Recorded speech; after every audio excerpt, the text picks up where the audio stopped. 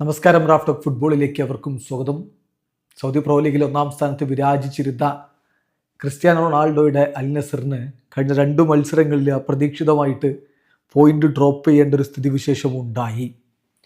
ഏതായാലും ഇപ്പോഴത്തെ ഒരു സ്ഥിതിവിശേഷത്തിൽ ഈ ഒരു ട്രാൻസ്ഫർ വിൻഡോയിൽ അൽ നസറിന് ചില നീക്കങ്ങൾ നടത്തിയേ പറ്റും. നിലവിൽ അൽ ഹിലാൽ ഒന്നാമതേക്കും അൽ നസർ രണ്ടാമതേക്കുമായിട്ടുണ്ട്. സീസണിൻ്റെ അവസാന ഘട്ടത്തിൽ ഒരു ഫോട്ടോ ഫിനിഷിലേക്ക് സൗദി പ്രോ ലീഗ് പോകുമെന്ന് പ്രതീക്ഷിക്കുന്നു. അതിന് അൽ നസറിൻ്റെ ഭാഗത്തു നിന്ന് ഒരു കടുത്ത പോരാട്ടം നടത്തേണ്ടതുണ്ട്, ടീമിനെ ശക്തിപ്പെടുത്തേണ്ടതുണ്ട്. ഇപ്പോൾ സൗദി അറേബ്യയിൽ നിന്ന് പ്രമുഖ മീഡിയ പേഴ്സണാലിറ്റി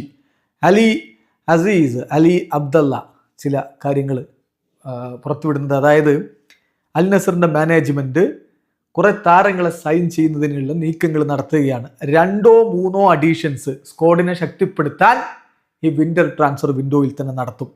പ്രധാനമായും നോക്കുന്നത് ഒരു സ്ട്രൈക്കർ, ഒരു ഡിഫൻസീവ് മിഡ്ഫീൽഡർ, ഒരു ഫുൾ ബാക്ക്. ഇതാണ് മെയിൻ പ്രയോറിറ്റീസ്.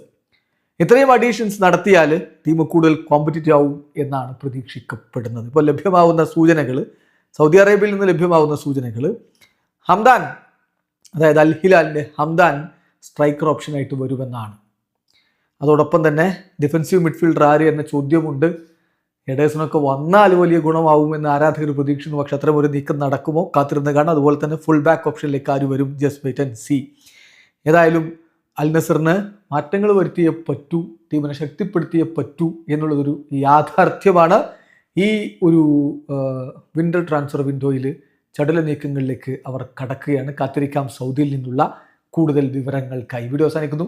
ഫുട്ബോൾ ലോകത്തെ കൂടുതൽ വിശേഷങ്ങളുമായി റാഫ് ടോക്സ് വീണ്ടും എത്താം.